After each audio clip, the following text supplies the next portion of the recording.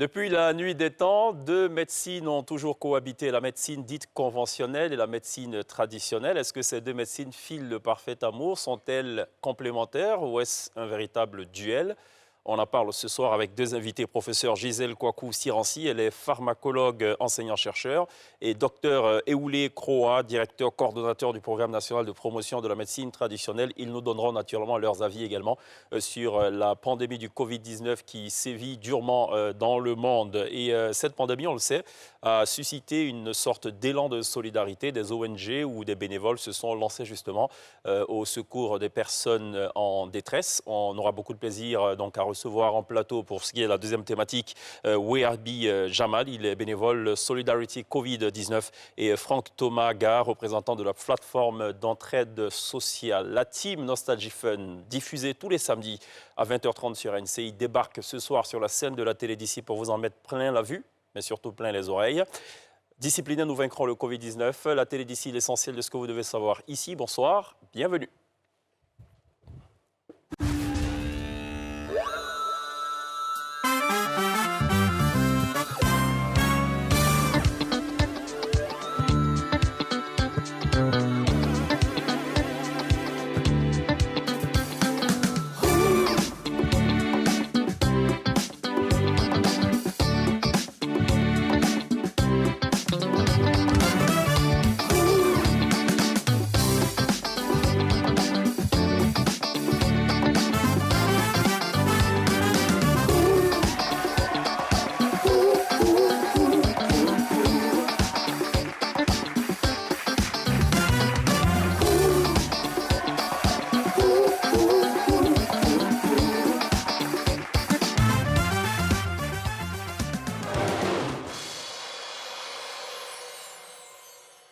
Vous faites toujours très bien de nous rejoindre tous les soirs de 18h45 à 19h45 sur NCI, la nouvelle chaîne ivoirienne dans la télé d'ici. Votre rendez-vous pour aborder des questions qui vous concernent forcément. On en profite d'ailleurs pour évidemment donc remercier tous ces nombreux internautes qui nous suivent en direct sur Facebook. On a beaucoup de plaisir à recevoir ce soir professeur Gisèle Kouakou-Siranci. Vous êtes pharmacologue, enseignant-chercheur. Bonsoir, bienvenue. Bonsoir. Merci de répondre à l'invitation de la télé d'ici. Je vous en prie. À vos côtés, docteur Eoulé Kroa, vous êtes directeur coordonnateur du programme national de promotion de la médecine traditionnelle. Bonsoir, bienvenue. Bonsoir, monsieur. Bonsoir Pierre. Bonsoir. Bonsoir Princesse. Bonsoir Cheikh. Professeur, une petite question pour vous titiller. Quand un praticien s'adjuge ou s'arroge même le titre de docteur, ça vous gêne ou pas? Bien sûr que ce n'est pas normal en fait. D'accord. Voilà. Et pourquoi c'est pas normal? Parce que vous avez fait au moins 10 ans d'études en bonne et due forme? Parce que le titre de docteur veut dire en fait qu'on a mené des recherches et des recherches conformément aux normes internationales en fait. D'accord. Ces normes sont édictées par qui? Eh bien, ces normes sont édictées par un collège de scientifiques. Et ces normes-là sont identiques dans tous les pays. D'accord. Voilà. Donc, un travail qui est fait par un docteur en Côte d'Ivoire, un travail de recherche, il respecte des normes qui sont valables dans n'importe quel pays. D'accord. Alors, docteur, pourquoi j'ai failli dire, pourquoi vous flanquez le titre de docteur? Alors, vous n'avez pas fait de recherche scientifique? Non, je suis médecin. D'accord. J'ai fait ma thèse. D'accord. Je suis donc médecin de la médecine conventionnelle, si on peut dire ça comme ça. D'accord, très bien. Voilà, donc, je suis médecin. Parfait, d'accord. C'est toujours bon de le préciser. Je vous propose de regarder cette image-là, un peu intrigante, qu'on a retrouvée sur Internet. Vous me direz ce que ça vous inspire. Celui qui l'a publié l'a légendé. Les chercheurs africains sont toujours donc, à la recherche de la panacée contre le Covid-19. Voilà. Qu'est-ce que ça vous inspire? Juste un petit délire. Bien sûr qu'on a la recherche parce que ce Covid-19 nous a tous surpris. Voilà, et c'est un nouveau virus. Depuis décembre, eh bien, on court dans tous les sens. Tout le monde cherche. C'est le cas des tradipraticiens aussi? Ils cherchent ou pas? Oui, ils cherchent. Il faut dire que les épidémies ont toujours existé dans le domaine par le passé. D'accord. Les praticiens de médecine traditionnelle connaissent l'épidémie. Et on a le nom. On peut vous donner un nom, par exemple, dans d'autres langues, en Agni, par exemple. On peut dire Aboma ou Abobé. qui veut dire ce qui détruit, ce qui tue le monde. D'accord. Voilà un peu. Face à cela, il y a des choses qui sont faites.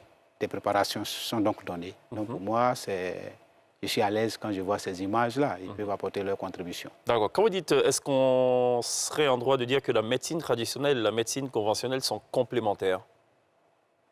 Vous partagez cet avis, professeur? Oui, effectivement. Voilà. C'est complémentaire. Il faut dire que la médecine conventionnelle a commencé comment? C'est surtout à partir de produits à base de plantes. D'accord. Si on Donc, elle prend- est postérieure à la fameuse médecine traditionnelle. Non, médecine moderne, Conventionnel. Enfin, moderne. non, conventionnelle. la médecine conventionnelle est postérieure à la médecine dite traditionnelle. Est-ce qu'on Oui, peut le elle dire? vient après. Oui, Voilà.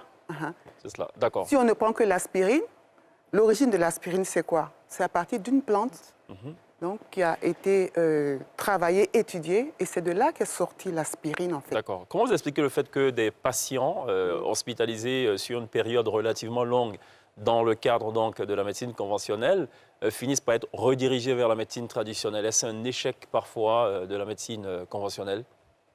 Messieurs, dames? Oui, chaque médecine a ses limites. D'accord. Donc, devrait pouvoir collaborer, ou j'allais dire, c'est une complémentarité. On peut, au départ, penser à une maladie bien donnée, et puis on se rend compte que la médecine traditionnelle peut apporter sa contribution. Je dirais, par exemple, 80% de la population utilise la médecine traditionnelle à Abidjan, ou à l'intérieur, on peut aller jusqu'à 90%. Cela... Est-ce que ce n'est pas plutôt lié à des contraintes budgétaires? Enfin, on n'a pas l'argent pour aller se faire soigner dans les hôpitaux modernes, donc on se contente finalement des plantes. Non, je dirais non. Il y a un choix. Je vous dirais ceci, le champ thérapeutique en Côte d'Ivoire, nous pouvons peut-être compter avec vous. Vous avez la médecine traditionnelle africaine, donc déjà une base. Vous avez la médecine religieuse, vous avez la médecine prophétique, on a eu des grands prophètes ici.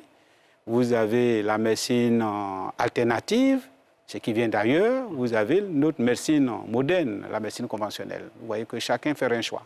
D'accord. Il y a des déterminants. Ça peut ne pas être forcément des cas de finance. Voilà. D'accord.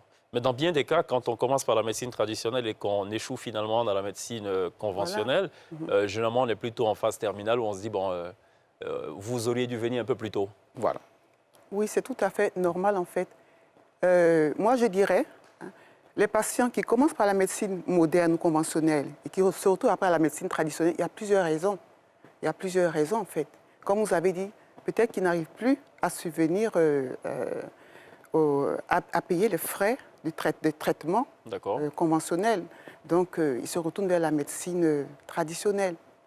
D'accord. La médecine traditionnelle souffre aussi d'une chose, c'est notamment la question de la posologie, la question du dosage et tout. Alors, vous qui avez justement soutenu une thèse dans ce domaine, quelle réponse donnez-vous? Oui, il faut dire que lorsqu'on tombe malade, on a un choix à faire. Ce choix-là tient compte de beaucoup de facteurs.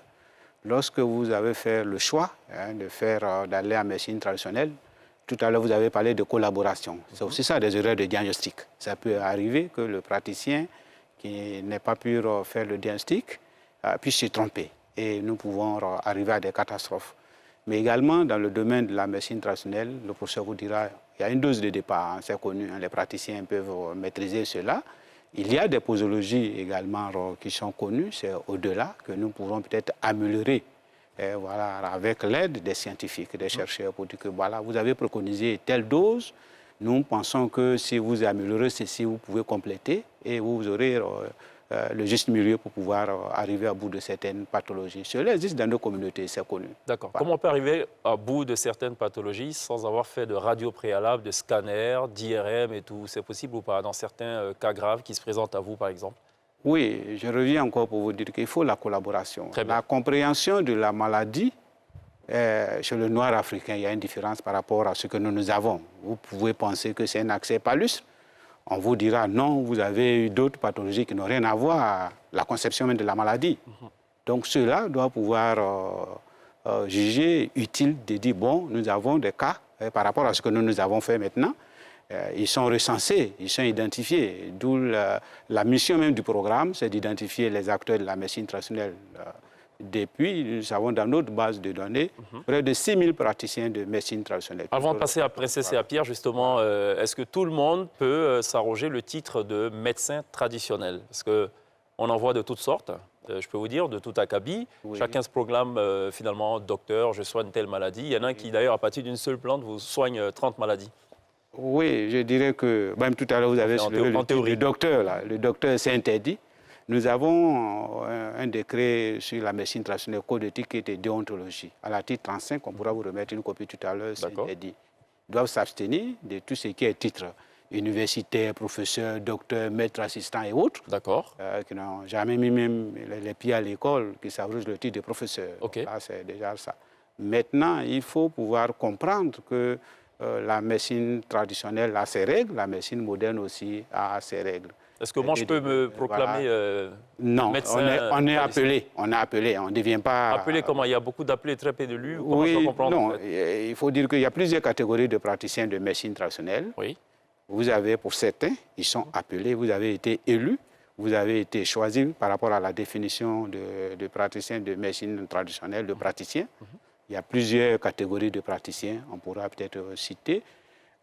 Il faut être reconnu par la communauté comme compétent pour pouvoir apporter des soins, diagnostic, prévention et tout ça. Comment vous mesurez cette compétence? Oui, il faut d'abord, ils se font recenser, se font identifier, on les connaît, par exemple auprès du chef du village qui connaît les praticiens de ce village-là. Vous avez également des maîtres, que nous on appelle maîtres, pas professeurs, mais des personnes, des praticiens reconnus, qui ont des assistants, qui ont des aides, comme on appelle chez nous, des akotos qui accompagnent le praticien. C'est ça. Et après un long moment auprès de ton maître, on dit maintenant, vous avez la compétence pour pouvoir donner des soins. D'accord. Pour certaines catégories de praticiens, tels que les comiens, par exemple, ceux qui dansent, vous vous souvenez, dans notre région, vous en avez beaucoup. Et ceux-là, par exemple, ils peuvent faire 7 années d'études. 7 années auprès de grand maître pour vous enseigner, lorsque vous avez été choisi, pour pouvoir prodiguer des soins. Akoto, qu'on appelle aussi ropero, c'est la version un peu moderne. Hein. Voilà. Quand quelqu'un vous dit, j'ai reçu moi le don d'une panthère parce que j'étais en balade accidentelle dans la forêt, c'est valable ou pas dans les critères? En 2 secondes. Oui, c'est valable. Par rapport... Ok, très bien. Princesse? Alors, vous parliez tout à l'heure de médecine prophétique, spirituelle. Et dans sa définition de la médecine traditionnelle, l'OMS utilise le terme croyance, savoir, thérapie spirituelle. Comment on différencie les tradipraticiens, justement, comment on distingue les tradipraticiens des marabouts, des charlatans et des pasteurs, maintenant?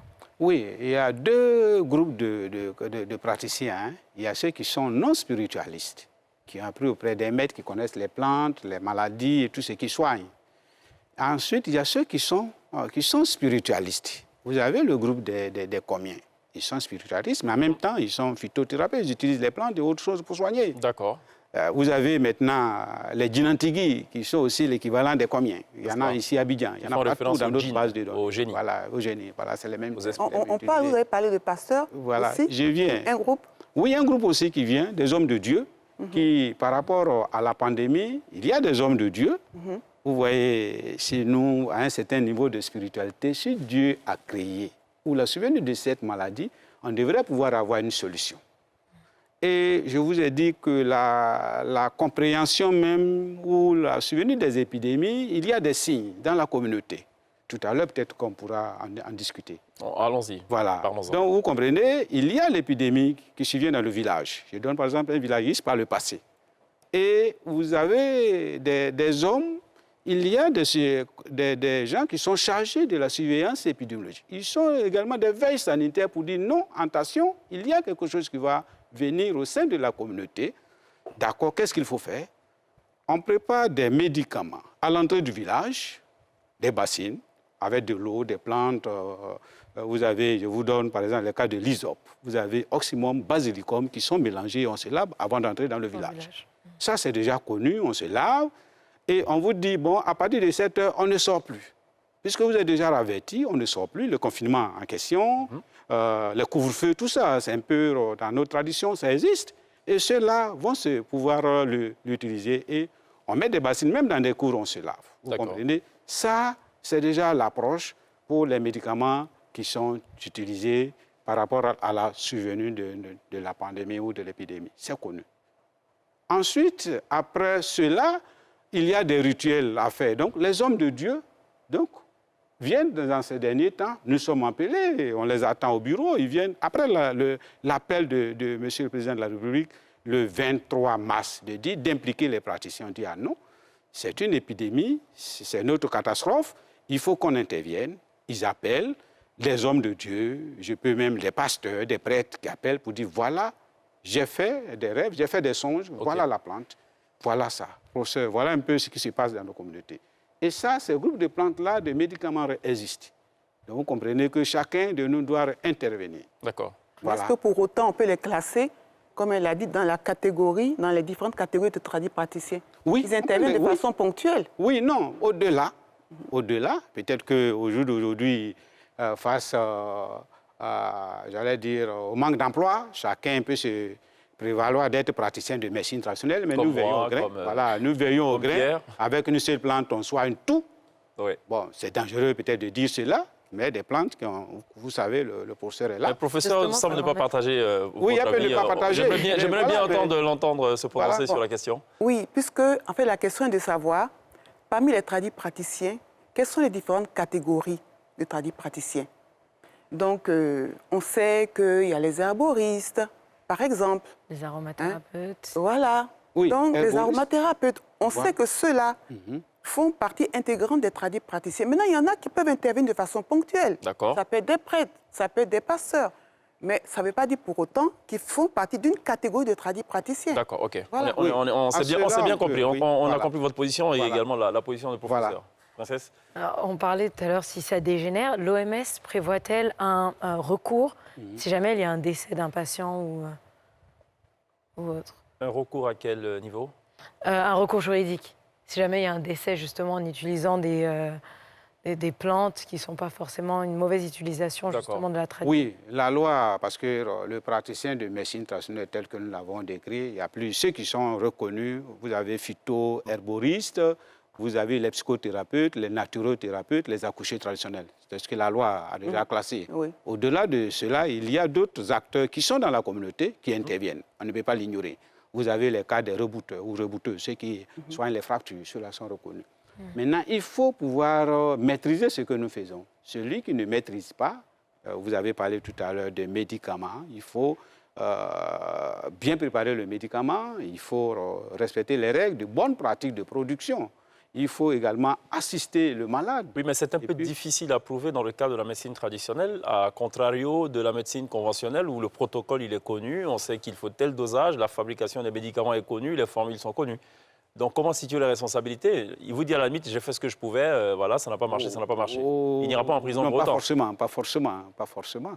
Oui, mais il y a 6 000, vous avez 6 000 praticiens. Oui, dans la base de données, ils sont, j'allais dire, sur l'ensemble du territoire, il y a une cartographie par département, par district sanitaire. Bien sûr. Ça, c'est connu. Oui, vous dites, j'ai tenté, j'ai pas pu, bon voilà, mais malheureusement, il est décédé. Il y a des limites, tout comme les autres aussi ont des limites. Bon. Voilà.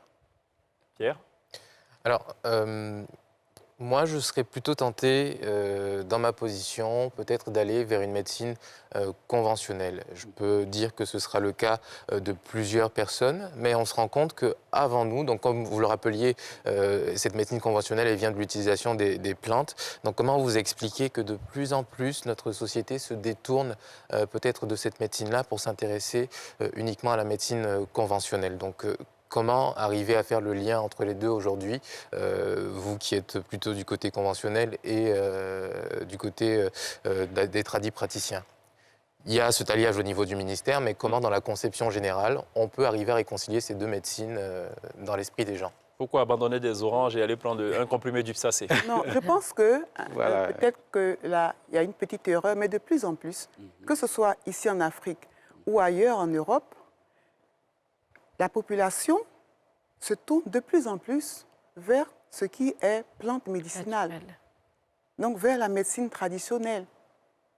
Et vous allez voir que dans les rayons, même en pharmacie d'officine, on retrouve de plus en plus des produits à base de plantes, pas seulement en Afrique. Donc, puisque de plus en plus, les gens ont besoin de naturel, en fait.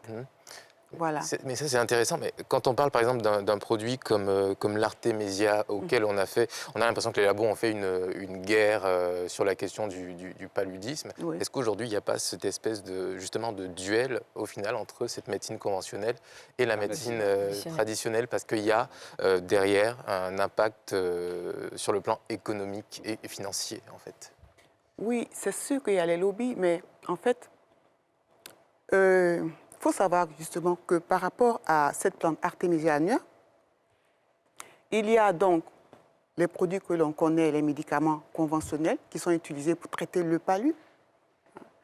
Et à côté de cela, la plante elle-même a fait l'objet de phytomédicaments. Bon, alors j'emploie le mot phytomédicaments pour expliquer que ce sont des médicaments à base de plantes.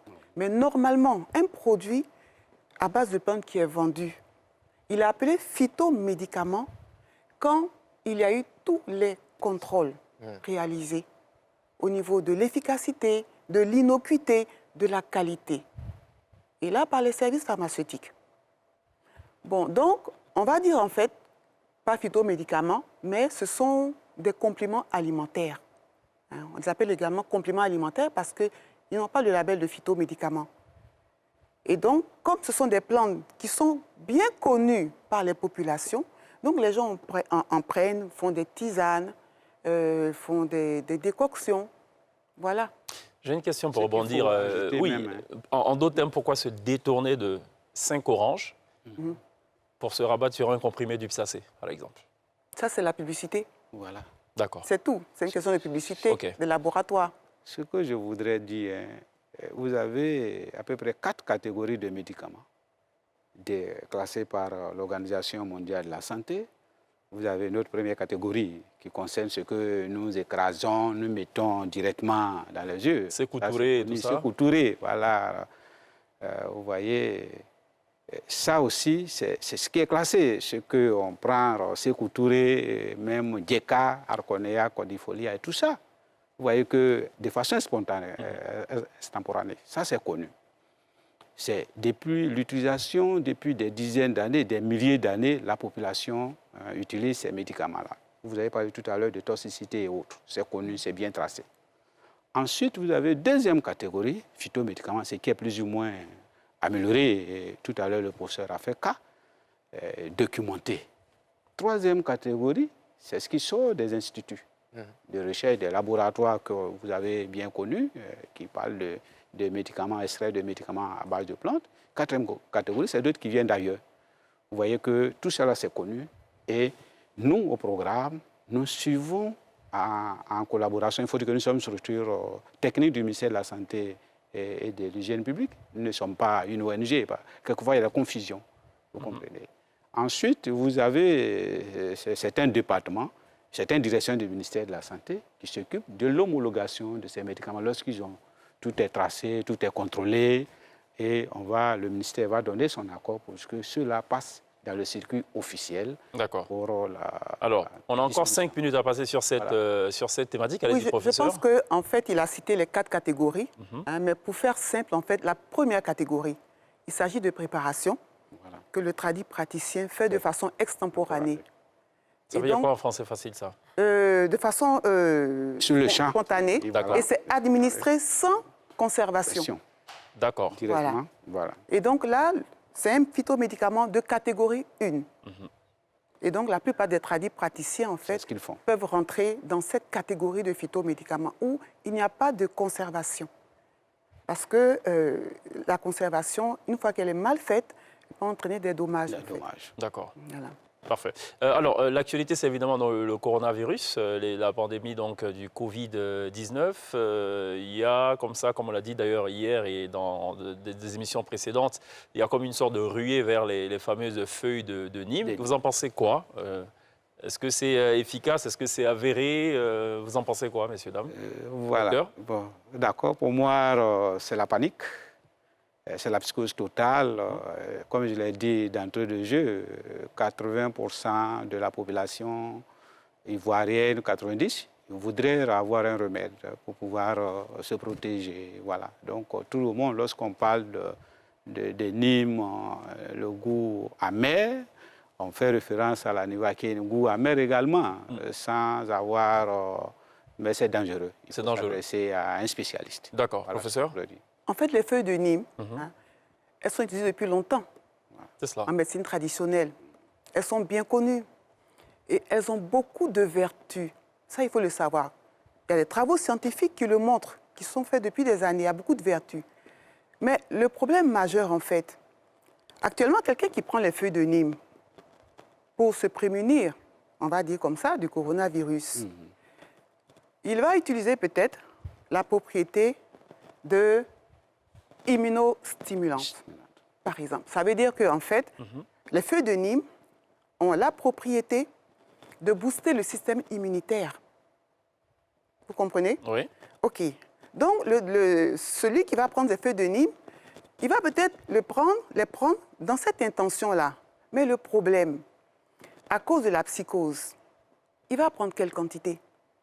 Il y a un risque de surdosage. Bien sûr. Voilà. D'accord. Et je reviens pour dire que cette plante, elle a beaucoup de vertus. Elle a également un effet anti-inflammatoire. D'accord. Vous comprenez? Donc, à une certaine dose, la préparation qu'il va faire avec les feuilles de Nîmes aura un effet anti-inflammatoire. Donc, je vous explique c'est quoi l'effet anti-inflammatoire. La plante, en fait, elle va calmer tous les signes d'inflammation qui peuvent se produire. Par exemple, des éternuements, même la fièvre, un syndrome grippal, tout ce qui est syndrome grippal. D'accord. Alors donc, quelqu'un qui va prendre les feuilles de Nîmes, qu'est-ce qu'il risque de faire en fait? À une certaine concentration, il commence à faire la maladie, il va masquer tous les signes en fait.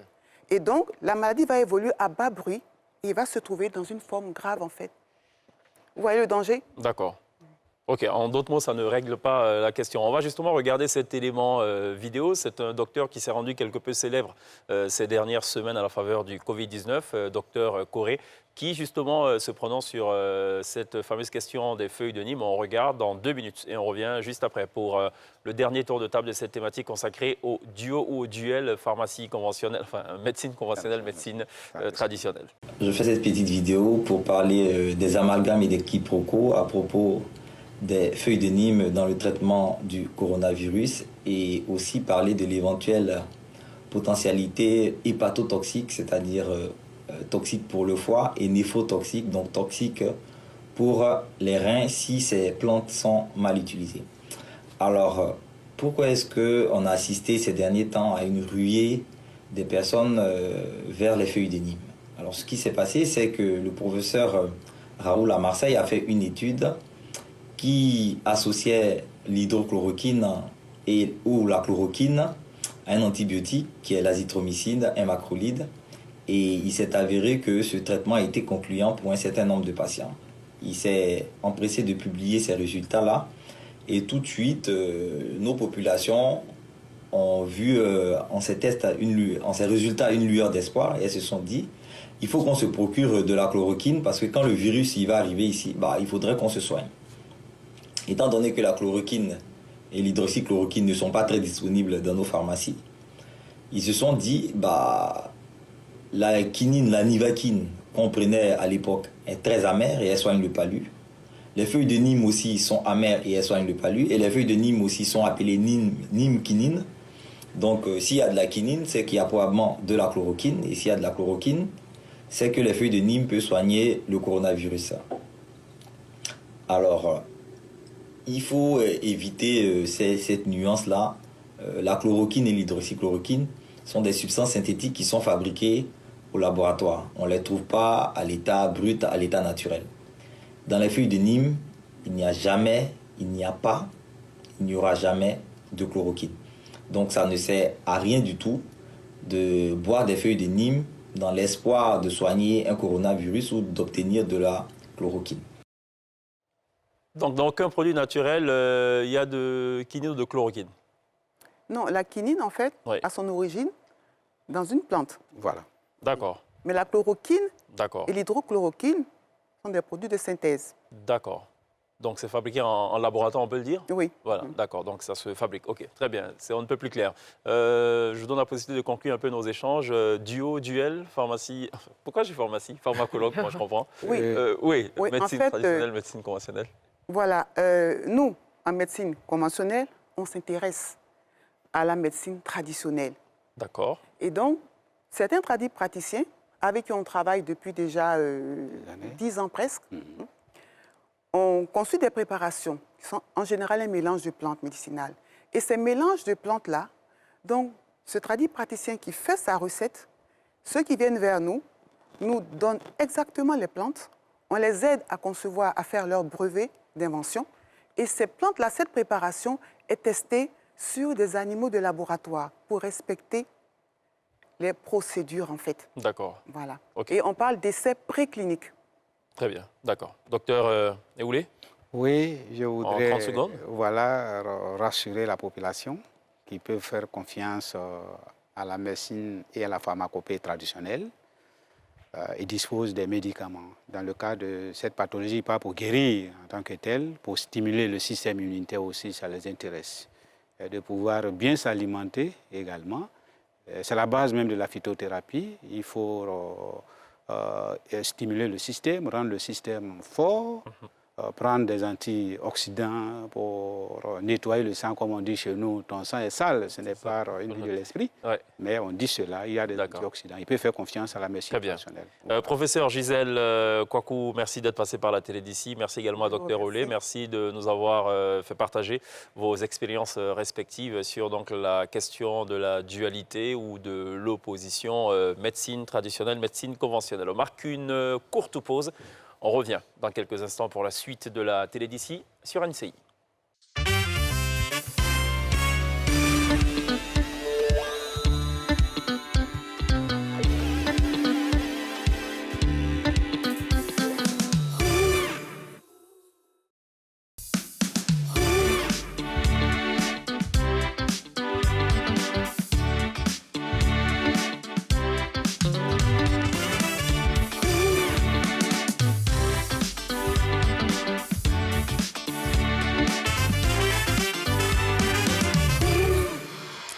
Télévivez la Côte d'Ivoire tous les soirs sur NCI, la première chaîne de télévision privée de Côte d'Ivoire, du lundi au vendredi de 18h45 à 19h45. Vous avez rendez-vous avec la télé d'ici, un programme dans lequel nous abordons des sujets qui vous concernent forcément. L'actu d'ici, c'est évidemment cette déclaration du Premier ministre Amadou Gon Coulibaly, déclaration qui date donc de mardi, dans laquelle donc, il a présenté le plan de soutien économique, social et humanitaire adopté par le gouvernement dans le cadre de la lutte contre le Covid-19. Alors des consultations ont d'abord été menées avant donc de permettre donc d'aboutir aux décisions suivantes qui concernent donc 3 axes principaux, à savoir des mesures de soutien aux entreprises, des mesures d'appui à l'économie et des mesures sociales en faveur des populations. Le tout donc évalué à 1700 milliards de francs CFA, soit 5% du produit intérieur brut. On regarde justement cette vidéo, cet extrait de la déclaration du Premier ministre Amadou Gon Coulibaly. Le plan se décline en 3 principaux axes, à savoir les mesures de soutien aux entreprises, les mesures d'appui à l'économie et les mesures sociales en faveur des populations. Au titre des mesures de soutien aux entreprises, à court terme, elles visent à maintenir l'activité économique, à soulager leur trésorerie et à préserver l'emploi. À cet égard, le gouvernement prendra les dispositions ci-après. Suspendre les contrôles fiscaux pour une période de 3 mois. Reporter de 3 mois le paiement des taxes forfaitaires pour les petits commerçants et artisans, notamment les maquis, les restaurants, les boîtes de nuit, les bars, les cinémas et les lieux de spectacle. Différer pour une période de 3 mois le paiement des impôts, taxes et versements assimilés dus à l'État, ainsi que des charges sociales du fait des difficultés de trésorerie des entreprises. Réduire de 25% la patente transport.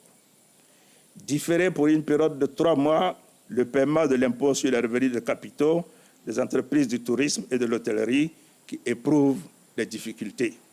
Continuer malgré la crise le paiement de la dette intérieure, notamment aux entreprises et sous-secteurs sinistrés du fait de la crise, en privilégiant les factures inférieures à 100 millions de francs CFA pour atteindre le maximum d'entreprises, en particulier les PME et les TPE. Au titre des mesures de préservation de l'outil de production et de l'emploi, les mesures retenues concernent la mise en place d'un fonds de soutien au secteur privé pour un montant de 250 milliards de francs CFA, prenant en compte le renforcement du soutien aux PME pour au moins 100 milliards de francs CFA, et la mise en place de fonds de garantie afin d'avoir un effet de levier sur l'accès au crédit. La mise en place d'un fonds spécifique d'appui aux entreprises du secteur informel touchées par la crise pour un montant de 100 milliards de francs CFA. Cette mesure sera pérennisée après la crise avec une fiscalité simple et des modalités novatrices de financement. Au titre des mesures sociales, le gouvernement entend décaler pour l'ensemble des abonnés les dates limites de paiement des factures d'électricité et d'eau d'avril à juillet 2020 et de mai à août 2020. À cet effet, des facilités de paiement seront proposées pour soulager les populations. Prendre en charge les factures d'électricité et d'eau devrait être payées en avril et mai 2020 des couches défavorisées, c'est-à-dire des ménages abonnés au tarif social d'électricité et des ménages facturés uniquement dans la tranche sociale pour l'eau. Cela concerne plus d'1 million de ménages, soit environ 6 millions de nos concitoyens. Instaurer un fonds de solidarité pour un montant de 170 milliards de francs CFA en vue de financer les populations les plus vulnérables dans le cadre du soutien humanitaire d'urgence à travers notamment l'élargissement du champ des filets sociaux. Renforcer le contrôle des produits de grande consommation et appliquer des sanctions aux contrevenants. Assurer une éducation à distance en commençant par les classes d'examen, le CM2, 3e et la terminale, par le biais de la télévision. À l'instant, donc, le chef du gouvernement, Amadou Gon Coulibaly, qui annonçait donc les mesures prises par le gouvernement, des mesures évaluées, on l'a dit, à 1 700 milliards de francs CFA. C'est 5% du produit intérieur brut, des mesures qui, évidemment, sont consécutives donc à la situation sanitaire que vit le monde entier et singulièrement la Côte d'Ivoire, le Covid-19. Et on le sait tous d'ailleurs, à la faveur de la surveillance de cette épidémie, une sorte de solidarité agissante naît un peu partout. Et les sportifs aussi, se mêlent à la danse de la sensibilisation pour contribuer de façon efficace, en tout cas pour leur part, à faire reculer cette pandémie. On regarde justement cette vidéo préparée par la Fédération ivoirienne de basketball. On regarde cela en 1 minute et on revient juste derrière.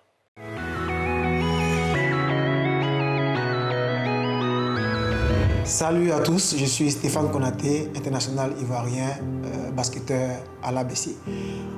Le coronavirus est une réalité. Suivons tous les mesures de précaution pour préserver notre santé et celle des autres. Faisons barrage à la pandémie en respectant ces 5 majeurs.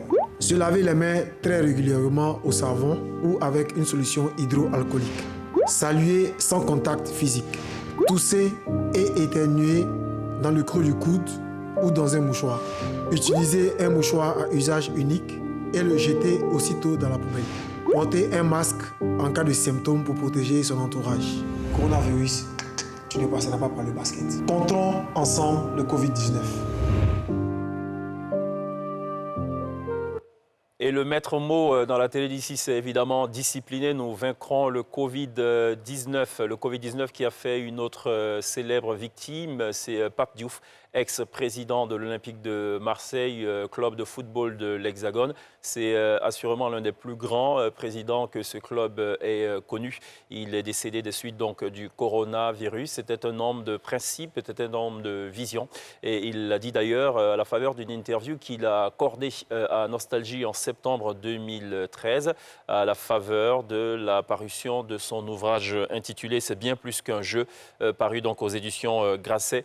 On vous propose d'écouter cet extrait concocté par la production de la télé d'ici. Je reçois pour vous ce soir, dans Une fois n'est pas coutume, Pape Diouf, ancien manager de l'Olympique de Marseille, on va dire tout court, expert sportif. Bonsoir. Bonsoir. Vous êtes à ce jour, si mes infos sont tenables, le premier noir à avoir présidé un club européen, en l'occurrence l'Olympique de Marseille, l'OM. Vous êtes pour cela une denrée rare, pour ne pas dire une espèce atypique dans le genre. Pourquoi faut-il être un peu fou pour s'imaginer présider aux destinées du club le plus populaire de France? N'est-ce pas un club comme tous les autres? Ce n'est pas tout à fait un club comme tous les autres, je crois que tous les commentateurs et les analystes le disent. L'Olympique de Marseille est ce club où la norme, si vous voulez, c'est l'effervescence, c'est un tout petit peu le problème au quotidien, et l'exception, un peu le calme. Donc c'est déjà un club totalement inédit par rapport aux autres clubs, c'est très différent des autres clubs, d'abord. Ensuite, c'est vraiment le club le plus populaire du pays, de très loin. Certains statisticiens disent qu'il y a plus de 10 millions de supporters ou de partisans olympiens. Donc c'est vrai que c'est vraiment un club à part. Le seul qui parvient, jusqu'ici en tout cas, qui parvenait à remplir tous les stades en France, tous. Cela faisait 5 ans que j'étais à la tête d'un club que j'avais trouvé déficitaire, à près de 35 millions d'euros. Club auquel j'ai rendu, je dirais, une certaine autonomie financière, puisque je suis parti en laissant 40 millions dans les caisses. Mais au-delà de ce fait, j'ai été un des rares présidents de Marseille à n'avoir pas connu, je dirais, des difficultés avec le public. Je suis parti de moi-même, non pas chassé par le public, donc par une fronde populaire, non pas aussi chassé par des mauvais résultats, non pas talonné par des circonstances judiciaires, puisque je suis parti sans aucun problème de ce niveau. Vous avez commencé comme livreur de journaux avant d'échouer dans un premier temps dans le journalisme sportif, et de fil en aiguille, les choses se profilent et se précisent. Vous devenez agent de joueur. Alors racontez-nous un peu ce cheminement jonché de péripéties jusqu'à la présidence du club. J'ai commencé simplement comme coursier. Ce n'était pas tant des journaux que je livrais que le travail naturel d'une société qui avait besoin d'un coursier, appelé à aller dans des banques, appelé à aller dans des services administratifs pour y déposer des plis. C'est vrai que de là, mon parcours a été un peu une espèce de système D, puisque de coursier, j'ai été manutentionnaire, de manutentionnaire, j'ai été employé de bureau. De ça, j'ai dû reprendre mes études à Sciences Po pendant 2 années, avant de faire un concours au PTT. Et c'est au PTT que j'ai rencontré effectivement un homme qui allait faire basculer mon destin, puisque cet homme était déjà lui aussi journaliste pigiste au journal La Marseillaise, avec qui j'ai discuté beaucoup et qui souhaitait me voir venir dans son journal y traiter de football, puisque nous parlions souvent de football. C'est ainsi que j'ai été à La Marseillaise et un concours interne m'a permis d'intégrer la rédaction, où je finis par devenir le responsable de la rubrique football, chargé plus spécifiquement du traitement de l'Olympique de Marseille et de l'équipe de France. Et puis voilà, quoi, je suis devenu ensuite agent, vous l'avez dit, avant de devenir président de l'Olympique de Marseille. En tout cas, le moins qu'on puisse dire, c'est que votre couleur de peau n'a jamais vraiment constitué un handicap dans votre ascension, puisque vous reconnaissez bien, et je vous cite, le racisme existe à Marseille, évidemment, mais sur ce plan-là, le stade Vélodrome est une enclave. L'appartenance sentimentale à l'OM fait de l'endroit un lieu sans différenciation ethnique ou sociale. Oui, je crois qu'aujourd'hui, on parle évidemment dans l'actualité beaucoup de Marseille, de sa violence, des problèmes sécuritaires qui s'y posent, oubliant que que Marseille, la ville, est d'abord un problème social. Et le stade de Vélodrome reste effectivement cette seule enclave où noirs, blancs, arabes, fonctionnaires, ouvriers ou agriculteurs se rencontrent, élite ou pas élite. Et c'est vrai que c'est un endroit où le racisme est complètement absent, et c'est ce qui rend ce milieu, cet endroit-là très sympathique et qui le rend, j'allais dire, symbolique. Vous savez, moi je suis de ceux qui pensent que dans la vie, il y a 2 choses qui peuvent mener loin un homme. La première des choses, c'est la conviction. La conviction qui permet de dire qu'on peut atteindre ses objectifs, qui peut permettre de dire qu'on peut aller le plus loin possible dans ce qu'on a envie de faire. Et la deuxième chose, c'est ce que j'appelle le principe. Mais le principe entendu comme une notion ayant une contrepartie, puisque un principe qui n'a pas de contrepartie, ça reste un préjugé. Quand on est armé de cette conviction dont je parle, de ce principe-là, aller très loin, puisque la conviction permet d'aller loin et le principe permet, si j'ose dire, de garder sa dignité. Voilà. À l'instant, Pape Diouf, une interview donc à retrouver intégralement ce dimanche à 9h et à 21h sur Nostalgie dans le cadre d'une émission intitulée à l'époque « Une fois n'est pas coutume ». Pape Diouf, d'ailleurs, qui aimait à le dire, à défaut de ne pas savoir où je vais, je sais au moins ce que je ne veux pas. Et une disparition qui fait suite quelques jours seulement à la disparition de notre grand ambassadeur de l'Afrique, c'est Manu Dibango, évidemment victime lui aussi du coronavirus. Les hommages de la télé d'ici donc à ces grands hommes, ces hommes de conviction, de principe.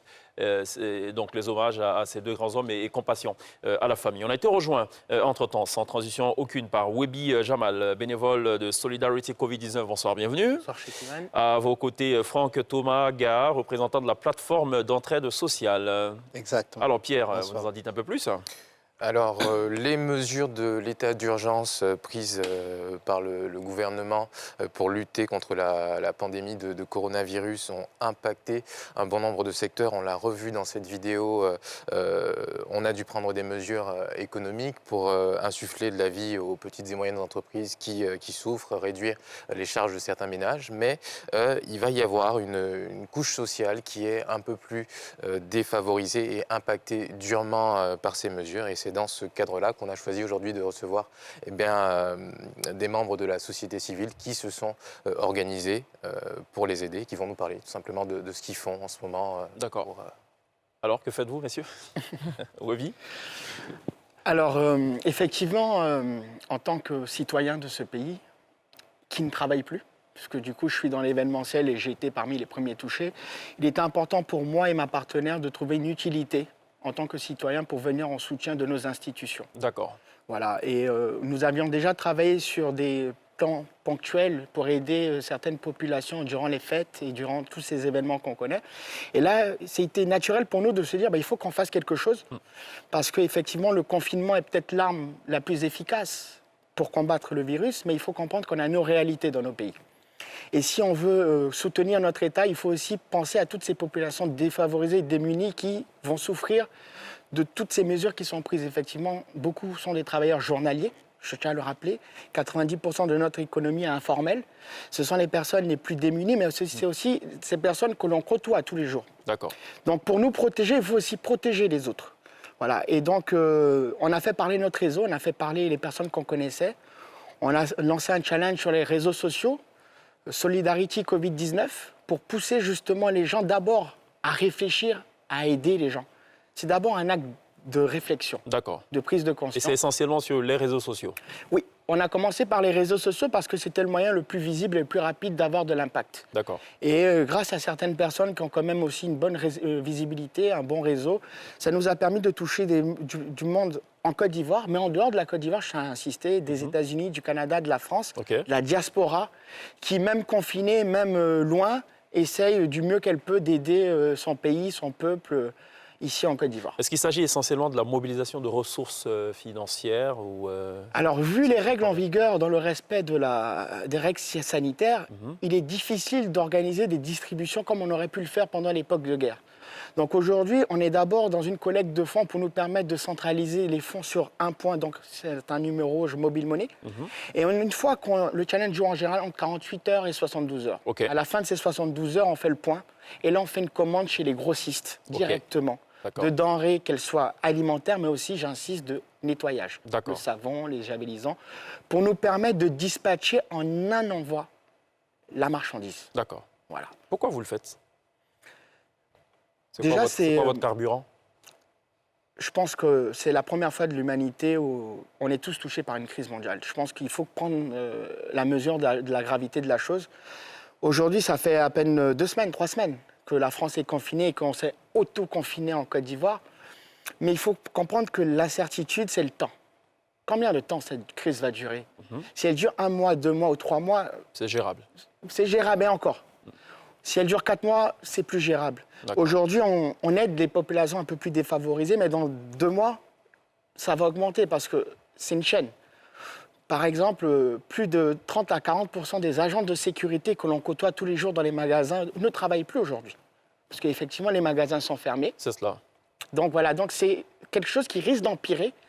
Et si on veut tenir sur le long, il faut vraiment qu'on se soit un mouvement. Même pas un élan de solidarité, il faut un mouvement, mais un mouvement. Absolument. Franck Gaha, vous percevez les choses de cette façon? Au niveau de l'entraide sociale, qu'est-ce qui est fait? Au niveau de l'entraide sociale, d'abord, la plateforme d'entraide sociale, pour la présenter, c'est un élan spontané d'Ivoiriens de la société civile, d'experts dans certains domaines, même de membres de plateformes digitales existantes qui ont pensé qu'il fallait travailler en synergie et non pas de façon isolée. Et à notre niveau, nous avons axé la stratégie sur 4 points, parce que de toutes les façons, nous sommes nombreux aujourd'hui sur le terrain à vouloir faire quelque chose. Et pour être efficace, il faut bien choisir le segment. Donc pour nous, le premier segment qui est notre premier ennemi, c'est la désinformation sur les réseaux sociaux concernant justement le Covid-19. Et nous avons un partenaire, une société de la place qui est spécialisée dans la technologie, l'intelligence artificielle, qui a mis un robot qui balaie les plateformes presque tous les jours et qui permet de détecter ces fausses informations et que nous essayons de démentir et en faisant passer notamment par ces réseaux. Donc nous voulons contrecarrer l'intoxication pour nous parce que l'intox sur les plateformes sociales est encore plus virale que le Covid lui-même. Absolument. Alors, Jamal, les décisions gouvernementales vous apaisent quelque peu ou pas? Forcément, je pense qu'en tant que citoyen, on s'attendait à avoir une réaction. Aujourd'hui, on fait appel à la générosité et aux dons de la société civile, donc toutes ces personnes qui sont concernées par ces mesures-là. D'accord. En tant qu'entrepreneur, je vous avoue que j'attendais aussi ces mesures pour voir, j'ai une petite PME de 6-7 personnes. Est-ce qu'aujourd'hui, c'est quelque chose qui va nous permettre de subsister avec le temps? Je ne sais pas, mais c'est déjà une bonne chose. D'accord. Voilà. OK. Il y a moyen que vous collaboriez sur quelque chose ou pas? Oui, bien sûr. On est là pour ça. On est déjà en train de collaborer. Quand je l'entends, je sais qu'on est dans la même vision. D'accord. Et puis, moi aussi, je gère une PME, nous sommes moins nombreux. Nous sommes peut-être 6, mais on a accueilli la décision avec un léger soulagement. Mais bon, comme il a dit, le temps aujourd'hui est aussi un ennemi. Si la crise dure, les objectifs vont changer, la stratégie va changer. Et d'ailleurs, nous, au niveau de la plateforme, nous avons un levier de prospective parce que nous avons senti que dès l'annonce de la fermeture des classes, nous avons déjà senti qu'il fallait faire quelque chose au niveau de la formation des enfants à la maison. Et nous avons mis en place une plateforme de révision à distance. Hier, déjà, nous avons fait les tests de connectivité avec les profs de mathématiques et les français bénévoles. Et normalement, vendredi, nous commençons les révisions gratuitement sur Facebook, WhatsApp, streaming. D'accord. Quel est le nom de la plateforme? Le nom exact? Le nom exact, c'est plateforme d'entraide de l'entraide sociale. Plateforme de l'entraide sociale. On a un site internet qui est le covid19ci.com, à partir duquel vous pouvez nous joindre pour poser toutes les questions et avoir toutes les informations. Jamal, c'est Solidarity Covid? Solidarity.covid19 sur les réseaux sociaux, Facebook et Instagram. D'accord, parfait. Vous restez avec nous, évidemment. On marque une pause, une courte pause. On revient dans quelques instants.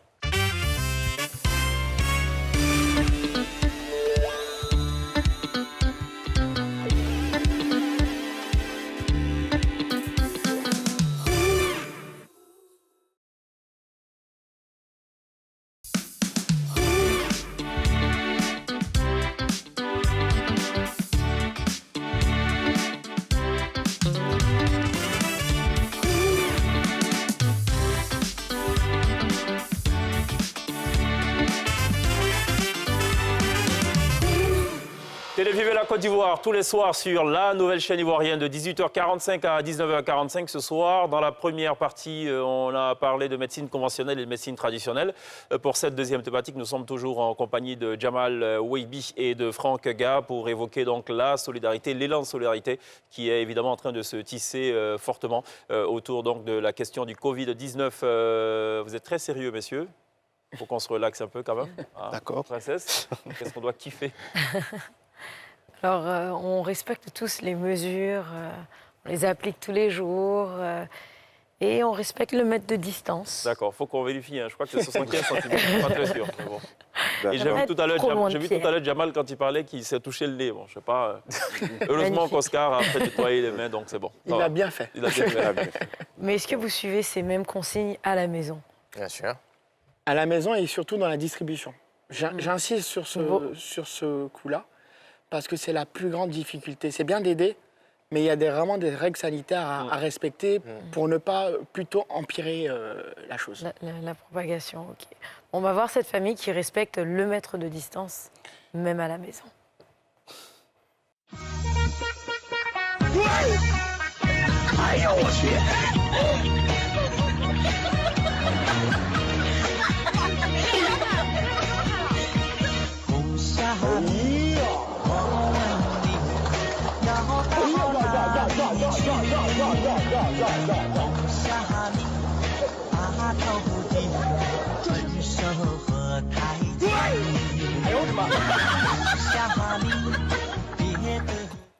Alors, deux petits commentaires. Enfin, Ils auraient pu utiliser des assiettes individuelles. Tout simplement. Voilà, pour en souffler. Par contre, je ne comprends pas la musique de soutien. Il me semble que c'est une musique chinoise. Moi non plus. Je ne sais pas si vous avez remarqué tout ça. Quoi vos messages respectifs, Franck? Aujourd'hui, j'aimerais attirer l'attention sur une situation qui est d'actualité à notre niveau. Depuis les mesures sécuritaires et sanitaires, on a un afflux d'appels de la part des enfants sans domicile fixe, qu'on appelle communément les enfants de la rue. Et depuis 2 jours, nous avons pu trouver un gîte pour 75 d'entre eux. D'accord. Malheureusement, ce site, on ne l'a alloué que pour 1 semaine. OK. Donc, depuis hier, nous sommes encore en train de chercher. Ils sont à peu près 200 qui sont concernés et qui ne savent pas où rester quand il y a le coup-feu. Et nous avons appelé certaines municipalités. Je pense qu'il y a des choses qui sont en cours. D'accord. Mais nous continuons d'appeler, d'insister si la télévision peut nous aider à toucher les personnes qui ont des espaces pour que pendant cette période de confinement, de couvre-feu, nous puissions trouver un espace pour eux. Il y a les commodités nécessaires. On a déjà fait quelques actions, mais je pense que la nécessité du site pour nous aujourd'hui est cruciale. D'accord, très bien. Jabal? Alors, juste pour rebondir dessus, hier, on m'a appelé. Ah, OK. On m'a parlé aussi de cette histoire et je suis aussi avec nos partenaires en train de chercher une solution. OK. Voilà, donc c'est pour vous dire que même si on ne se connaissait pas, on est dans le même combat. Parfait. La seule chose que j'aimerais juste rajouter, c'est inciter chacun d'entre nous à agir en fonction de ses moyens, à sa hauteur et d'abord à proximité. C'est aussi lancer un appel aux institutions, aux sociétés privées. On parle aujourd'hui de donner des cours d'Internet. Peut-être que nos opérateurs téléphoniques pourraient faire un petit effort sur le coût d'Internet pour justement promouvoir l'éducation à distance. Peut-être que certaines sociétés chez qui on achète des denrées alimentaires pourraient aussi également faire un petit geste commercial pour nous permettre de faire un peu plus de volume. D'accord. C'est un mouvement de chaîne. D'accord, Voilà, très tout bien. simplement. C'est très bien ce que vous faites d'ailleurs et on vous y encourage fortement. On marque une autre pause. On revient dans quelques petites secondes seulement. Bougez pas. La team de Nostalgie Fun sera sur la scène de la télé d'ici.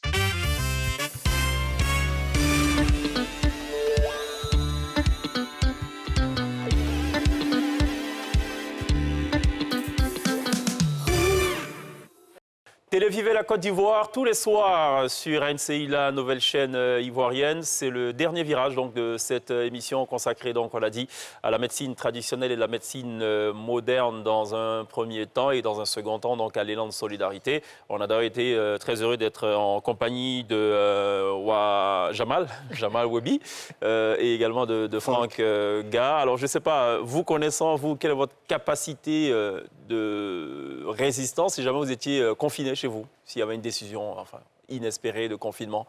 Vous pensez qu'au-delà de combien de temps vous pouvez tenir? On l'a déjà commencé, moi, avec mon équipe. Ouais. Non, mais sauf que là, vous êtes sur un plateau de télé. Si vous êtes confiné chez vous à la maison, pas de possibilité de mettre le nez dehors.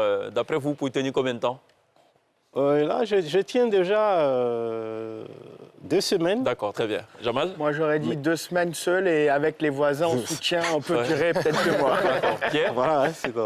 Non, moi je pense que pareil aussi, il faut un peu de soutien autour. Et Oui. là, on peut tenir 2 mois. Ouais. Princesse? Ouais, pareil. Pareil? J'aime bien rester chez moi. D'accord. Moi, je vais dénicher, c'est ma copine, je l'adore d'ailleurs. Vous allez la voir, ça se passe 2 commentaires. On regarde et vous allez voir. J'en ai marre de la maison. Parce que moi, s'il y a le virus, je m'en fiche. J'ai envie d'attraper la virus, maman. Non mais oh. Bon, allez, moi, je vais aller prendre les clés. Je ne sais pas si vous réalisez, j'en ai marre de la virus. Maman, j'ai envie d'attraper la virus avec mon corps. Elle est sapée, mais avec le collier, tout, talon. Allez, donne-moi la clé, je me barque. Ce sera tout pour la télé d'ici. Merci d'avoir été en notre compagnie. Vont se succéder maintenant sur la scène de la télé d'ici 4 talents que vous avez l'occasion d'apprécier, de savourer, de déguster même tous les samedis à 20h30 sur NCI dans le cadre de Nostalgie Fun Outdoor. Ce soir, il nous offre d'apprécier 3 titres coup sur coup. Loué de Onel Mala, Aller plus haut de Tina Arena et C'est la vie d'Henri Dikongé. Nostalgie Fun, la team, ce soir sur la scène de la télé d'ici. On se retrouve demain. D'ici là, take care.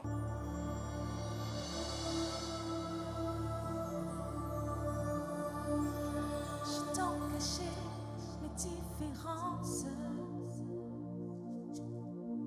sous des et ou des faux semblants. J'ai cru que d'autres partaient.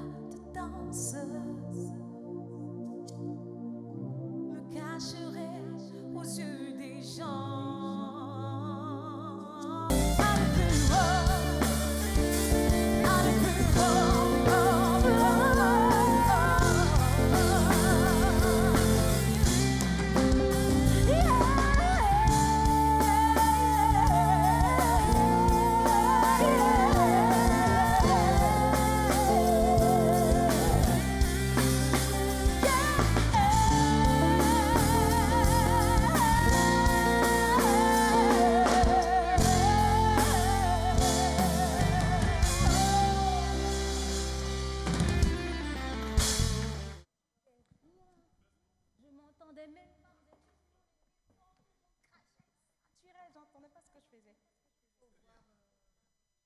Sinon, que c'était bien. J'entendais pas ce que je faisais. Tout le monde est fort dans moi, mon retour. Attends. Mais sinon, c'était bien. J'ai les oreilles qui sifflent.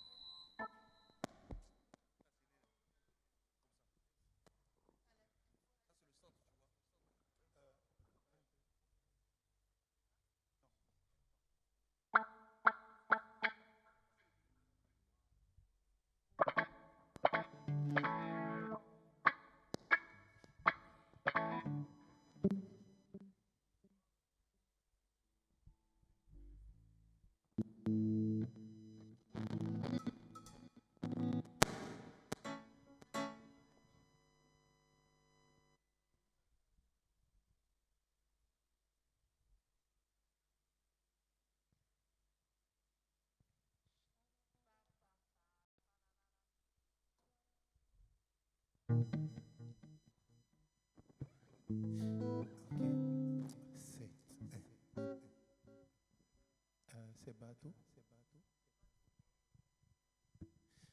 Je peux avoir mon son un peu, s'il te plaît. Juste un peu. Faut monter un peu.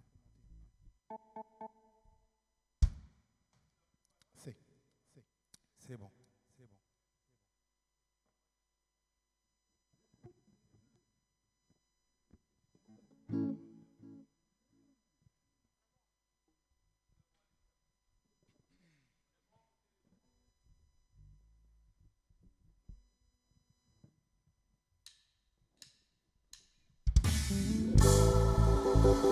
Louange Jésus-Christ de Nazareth, le meilleur des seigneurs que l'on peut savoir pour son bonheur. Je l'ai vu ça. En mes amis, je vais louer le fidèle ami. Celui que je vais louer s'appelle Papa Yahweh.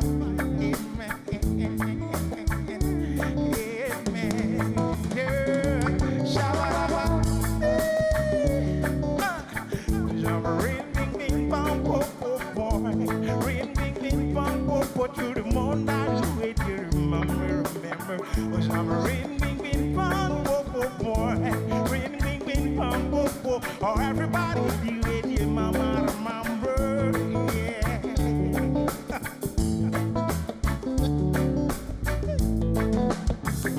Non, non, je n'ai pas vu de Dieu qui puisse t'égaler au Père.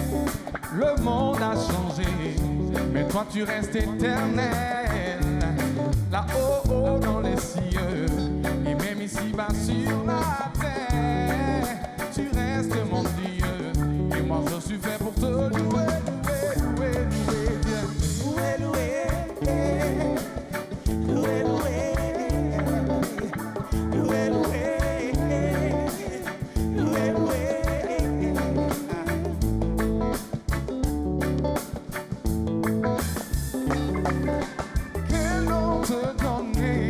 Tu es si puissant, merveilleux. Toi qui m'as donné la paix, la joie et tout va mieux. Dis seulement un mot pour que le monde soit meilleur. Oui, il faut ce mot pour les ignorants qui se meurent. Plus que de l'eau, ton amour me donne des fleurs. Tu restes mon Dieu. Moi je suis fait pour te louer, louer, louer, louer, Dieu. Louer, louer, louer, louer, louer, louer, louer.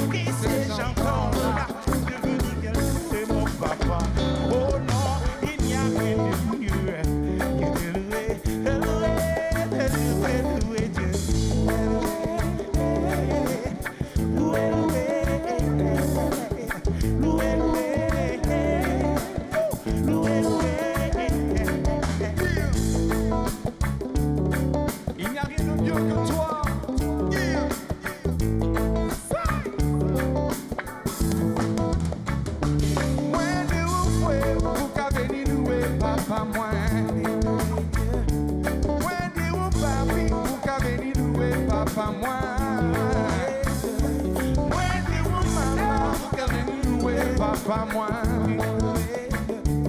Venez mon papi, vous venez louer mon papa.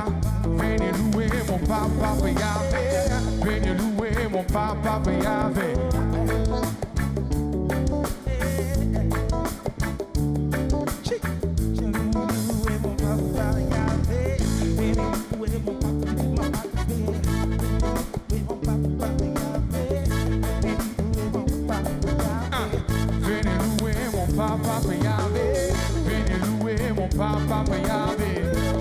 louer mon papa, venez louer mon papa, louer mon papa,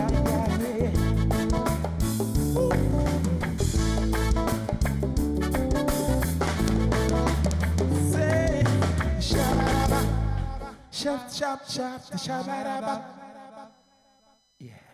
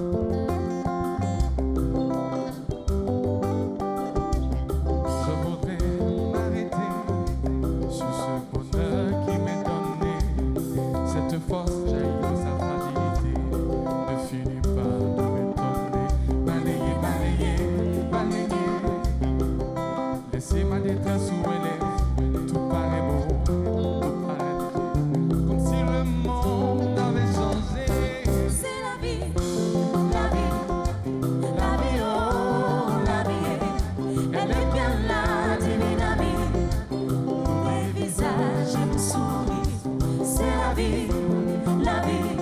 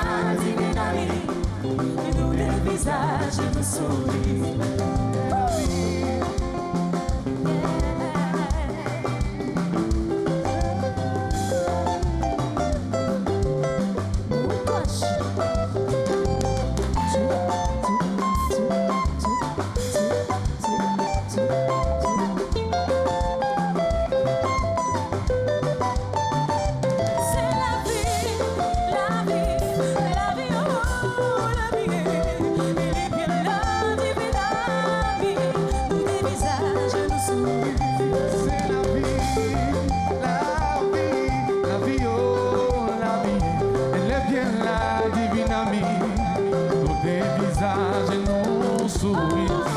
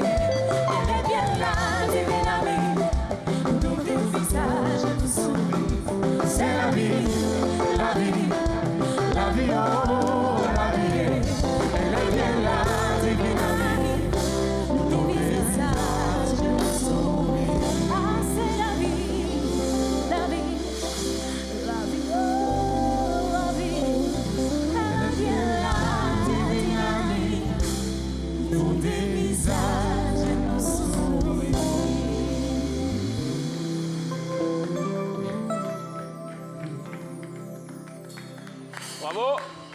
La team Nostalgie Fun.